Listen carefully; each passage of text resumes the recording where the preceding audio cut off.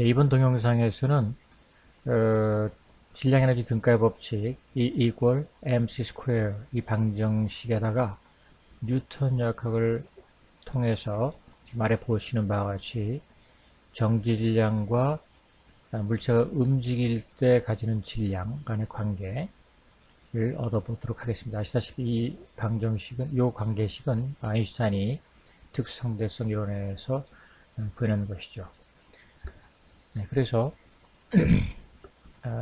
먼저 그것을 구하기 전에 이 동영상 요지를 한번 말씀드려 보면은 아인슈타인과 애스프는 이 두 가지 이 방정식을 모두 인정을 하고 있습니다. 그러나 여기까지 도달하는 루트가 틀린 것이죠. 그 차이를 한번 보도록 하겠습니다. 아인슈타인은 먼저 그 모든 관측자에 대해서 빛의 속도가 일정하다라고 하는 가정, 다시 말해서 이것은 이제 그 시간과 공간의 상대성을 의미하는 것인데요. 그것을 통해서 이 식을 먼저, 이 관계를 먼저, 이 팩터를 먼저 얻어냈죠. 그래서 특수 상대 여기서 이 관계에서 질량 에너지 방정식으로 가기 위해서 에너지 운동 에너지를 적용을 했습니다. 운동 에너지를 적용했어요. 그래서 빠졌는데 운동 에너지를 적용했습니다. 반면에 S 때는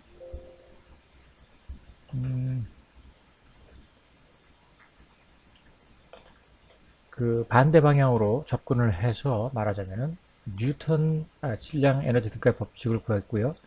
거기에다가 뉴턴의 역학을 적용해서 아인슈타인이 먼저 구했던 이 팩터를 구했습니다. 그 출발점은 사실 엄청나게 틀린 거죠. 왜냐하면 시간의 상대성, 아인슈타인의 특성대성이 말하는 것은 시간의 상대성만을 얘기하는, 시간과 공간의 상대성만을 말하는 것이 아니라 지금 여기 보시다시피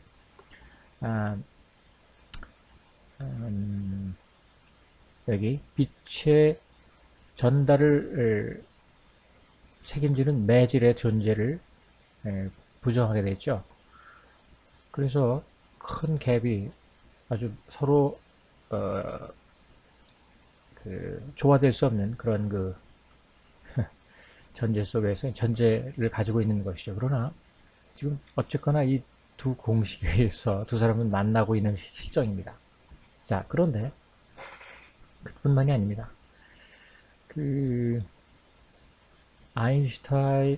애습 때는 이 질량에너지 등가의 법칙에 도달하기 위해서 여러 가지 그 중요한 가정들을 하고 있습니다. 아주 흥미롭습니다.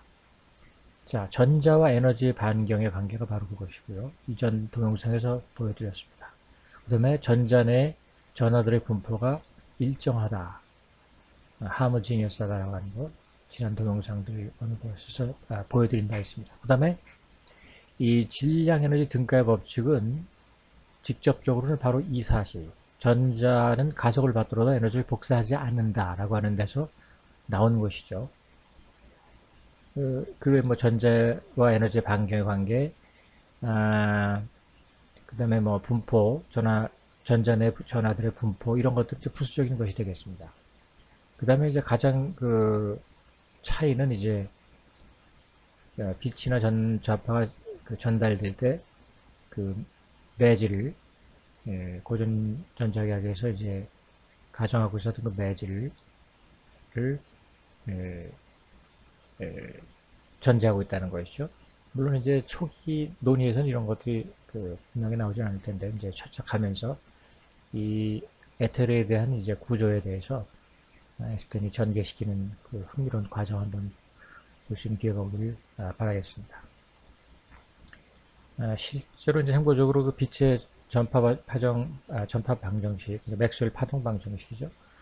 그것이 갖는 그 매질의 관계는 음파의 전파 방정식의 정파 방정식하고 음파의 그 매질인 공기죠. 관계가 매우 비슷하다는 것을 알 수가 있습니다.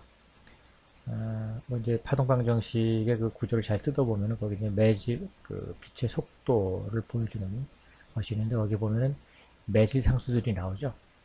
음파 방정식, 음파의 파동 방정식에서 바로 아주 거의 동일한 그런 관계들이 나오는 것을 알 수가 있습니다. 네, 그래서 그 굉장히 좋은 모델이었는데 이제 아인슈타인에 의해서 그들이 다 깨어지게 됐는데, 자 그래서 한번 그래서 그런 것도 한번 차차 보도록 하겠습니다. 자, 그 이제 얘기인즉슨 이런 것들인데, 그 전에 기존 동영상에서 되었던 한번 복습을 해보도록 하겠습니다. 처음에 이제 제가 보여드린 것은 컴퓨터 실험에서 그 그 포톤이 전자에 충격을 줘서 충돌해서 전자가 속도를 갖게 되는데, 그 충돌 과정에서 자기 에너지를 고려하지 않았어요. 만약에 고려했더라면 아마 컴퓨터는 자신의 실험을 설명하는데 많은 어려움이 있었을 겁니다. 그런데 왜 그런 생각을 쉽게 할 수 있냐면, 전자 속도를 갖게 됐을 때 전류를 전자가 움직인다는 것은 전류죠. 전류가 있을 때는 항상 그 주변에 자기장이 유도된다는 것을 우리가 잘 알고 있습니다. 그래서 그 자기장을 구해보면은 이런 형태로 이렇게 나오고 있습니다. 물론 여기서 보시다시피 이렇게 구하는 과정에서 전자에 반경이 있다라고 하는 전자가 있는 것이죠. 벌써 전자가 들어가고 있는 것이죠. 그 다음에 자기장이 유도되겠다라고 하는 것보다는 좀 덜 자명해 보이지만 실제로 구해보면은 존재하는 것이 뭐가 있었냐면 유도 전기장이 있었습니다. 그래서 그것에 의한 에너지가 있어요. 그것을 에너지 구해보면은 보시다시피 크기가 똑같다는 것을 알 수가 있습니다. 네, 크기가 똑같죠. 근데 무엇이 됐든지 간에, 이것이 됐든 간에 이것을 여기 지금 그 V의 스퀘어 요소가 있죠. 이렇게 여기 스퀘어 있지 않습니까? 그래서 이걸 바깥으로 꺼내면은 이제 꺼내고, 그 다음에 2분의 1이라는 팩터를 꺼내고 안에다 2를 집어넣어주면 이런 것들이 남는데, 이렇게 되면 이제 이런 형태가 운동 에너지 형태가 되는 것이죠. 그러면 바로 네모 안에 있는 것들이 어쩌면 전자의 질량일지도 모른다 하는 생각을 하게 되죠. 그렇고 이제 지난번에 있었던 그 동영상에서 얘기했던 것을 다 여기서 길게 얘기할 수는 없습니다만은, 이제 에스펜에 의하면은 왜 캄튼의 실험에 대한 설명이 성공적이었을 수 있었냐면은, 이 전기장의 부호하고 자기장의 부호가 마이너스가 있었기 때문에 둘이 상쇄되었고, 따라서 죄송합니다. 이게 그게 아니고요. 요 전기장 에너지와 자기장 에너지가 상쇄되어서 운동 에너지만 남았다라고 이렇게 설명을 했었죠. 그리고 이제 그런 얘기들을 진행하면서 사실은 이제 이 부분이 이제 그 전자의 질량일 가능성이 있겠구나라고 생각은 이 단계에서 할 수 있었지만, 실제로 그것을 확인할 수 있었던 것은 뭐냐면은 전자의 고유 질량을 계산해냄으로써 가능했던 것입니다. 결론을 말씀드리자면, 이제 전자의 토럴 에너지가 이렇게 계산됐고요. 그것을 MC 스퀘어 질량 에너지 등가의 법칙을 계산에 따라서 등시해 보면은 질량이 C 스퀘어를 이쪽으로 그러면 이쪽으로 옮기면 이제 질량의 모습이 되는데 바로 이 형태가 똑같은 모양이 되는 것이죠. 자, 그래서 그런데 그래서 이제 전자의 질량이 정말 과연 이것이 될 수 있겠구나. 그러면 정말 그 운동 에너지 형태로 보는 것이 이렇게 나타나는 것이 전자의 고유 질량일 수 있겠다라고 하는 생각을 해볼 수 있는 것이죠. 자, 그런데 이제 여기서 이제 고유 질량을 전자 고유질량을 구하는 과정에서 각 에드슈타인이 내렸던 중요한 그 전제가 있는데요. 그 전제는 또 굉장히 중요한 전제가 되겠습니다. 왜냐면은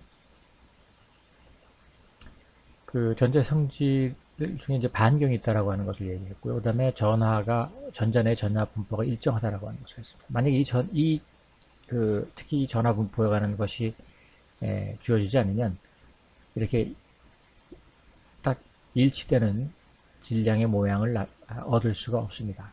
이야기가 전개가 될 수 없는 것이죠.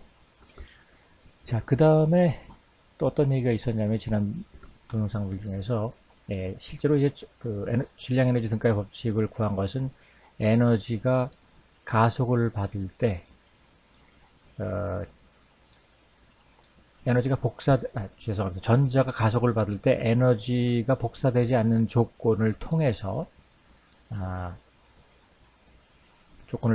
이제 이 관계식 질량 에너지 등가의 법칙을 우리가 얻을 수 있었죠. 실제로는 이제 만약에 에너지가 이제 에스펜의 논의에서 우리가 이제 흥미롭게 봤던 것은 뭐냐면은 지금도 이제 기존 정설로 알려져 있는 것은 전자가 가속을 받을 때는 에너지를 복사한다는 겁니다. 그것이 좀 정설로 되어 있죠. 그런데 이를테면 안테나 이론이라든지 뭐 그런 데서 지금도 그렇게 믿고 있는데 이제 에스펜은 여기다가 기존 이론이 빠뜨렸던 외부 external field, 외부 전기장 혹은 장을 여기다 가입을 해서 여기다 이제 가미를 해서 복사되는 에너지가 제로가 될 수 있는 조건을 이제 적용해서 이제 질량 에너지 등가의 법칙을 이제 구했던 것이죠. 자, 그렇게 해서 이제 됐는데 실제로는 이제 에너지가 복사되는 것이 없기 때문에 이런 얇은 탁구공 막 껍질 같은 것에 존재하는 에너지가 없다라고 하면은 실제로 이놈은 이런 그림이 돼야 될 겁니다. 그래서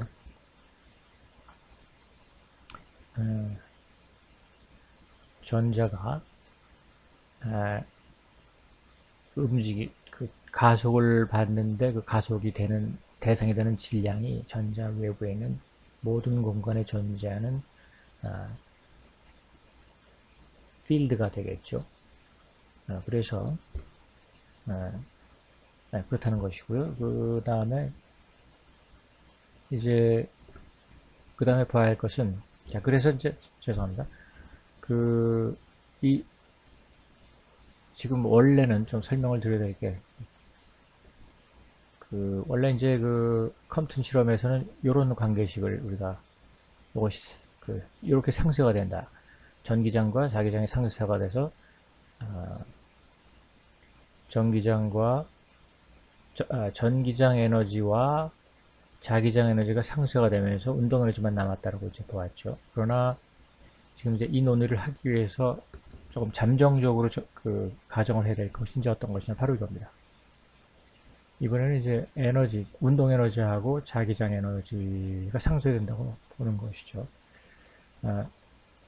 좀 여기에는 이제 더 충분한 이제 논의가 필요한데 일단 얘기를 좀 빨리 진행하기 위해서 잠정적인 가정을 하고 그것의 의미는 뭐냐면 이제 유도된 전기 에너지가 질량의 내용이 되는 유일한 물리적인 양이다라고 하는 것입니다.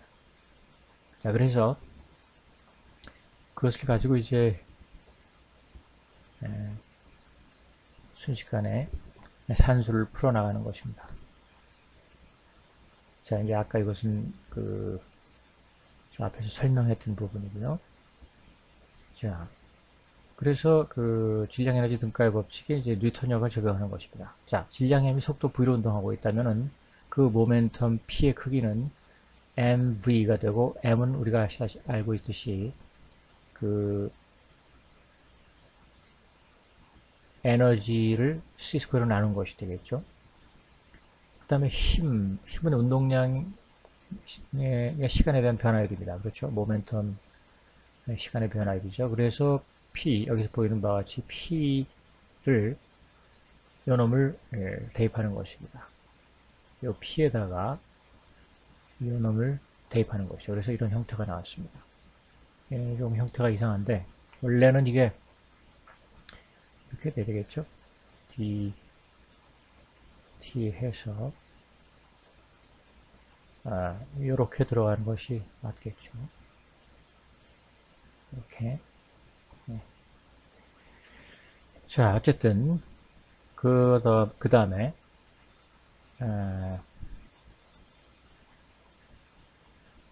에너지의 시간당 변화율이 그 파워죠.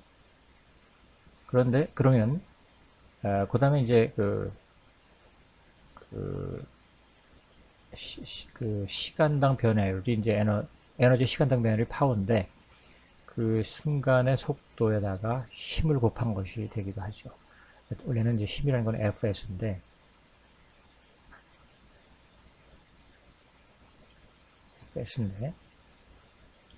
무엇에 이제 시간 변화율이기 때문에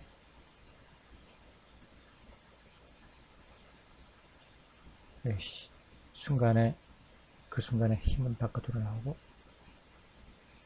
그 순간의 속도가 이제 파워가 되겠죠. 자, 그래서 동시에 또 파워는 또 에너지 시간율로 표현할 수가 있습니다. 그래서 역시 마찬가지로 여기 F를 요놈을 여기다 집어넣는 것이죠. 그래서 요놈을 F에다 갖고 오는 겁니다. 요놈을 여기에 갖고 오는 겁니다. 그러면 이렇게 되겠죠. 자, 그래서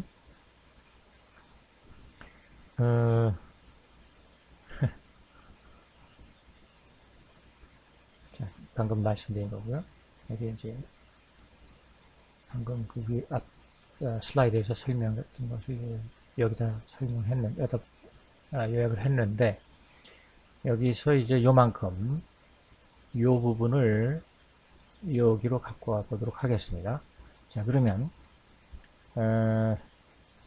이 오른쪽 항을 풀면은 이렇게 되겠죠. 아시다시피 이제 그 C 스퀘어는 바깥으로 나오고 바깥으로 이렇게 되겠죠. 그 다음에 이제 남는 거는 죄송합니다. 남는 거는 D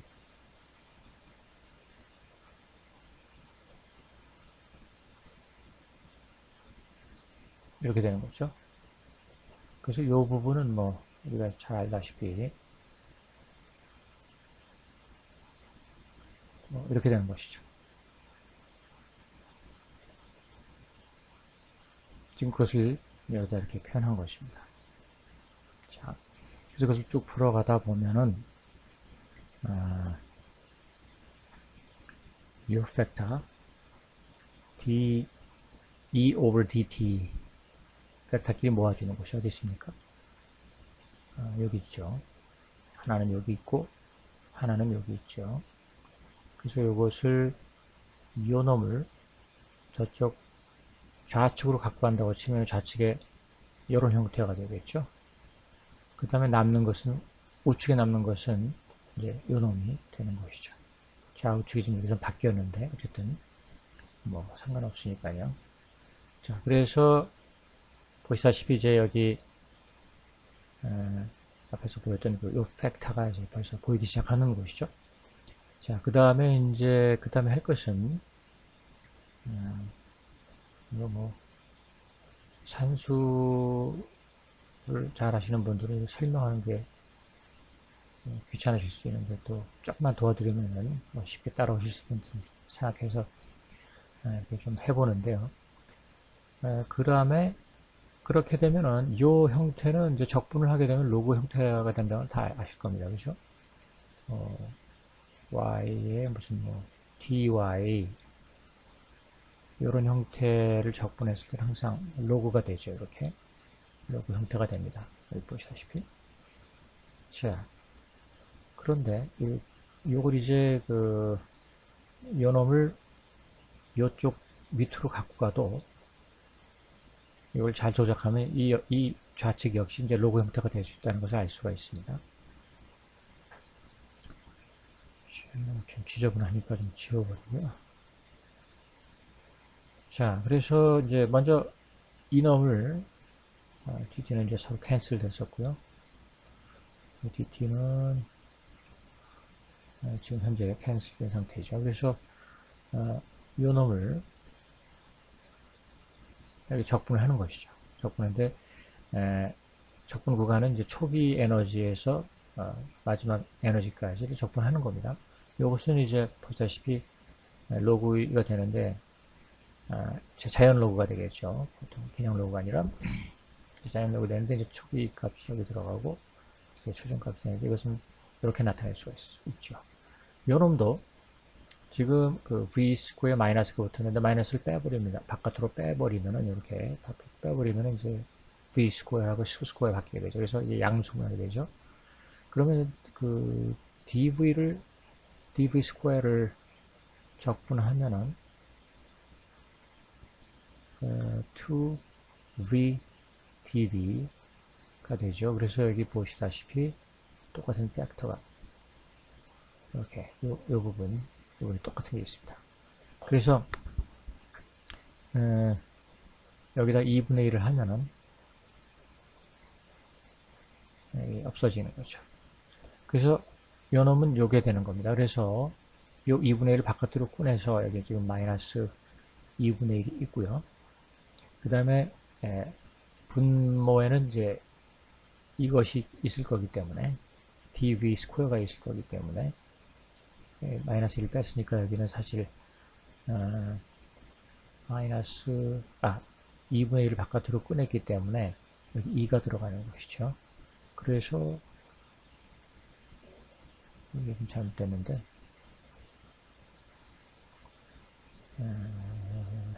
분모에는 이제 2v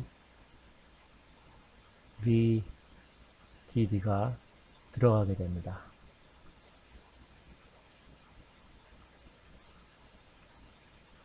그래서 이 밑에 있는 양의 미분이 되는 것이죠. 실제 이제 밑에 실제로는 이제 v 스퀘어 마이너스 c 스퀘어가 아니고 이건 이제 상관없습니다. 여기 지금 상수기 때문에 여기 c 스퀘어가 v 스퀘어 마이너스 c 스퀘어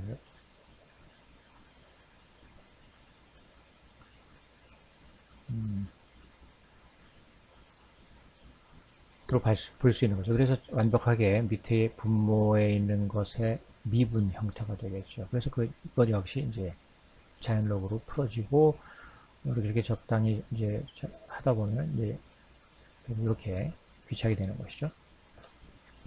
그래서 이거를 잘 정리해 보면은 이제 이런 형태가 나옵니다.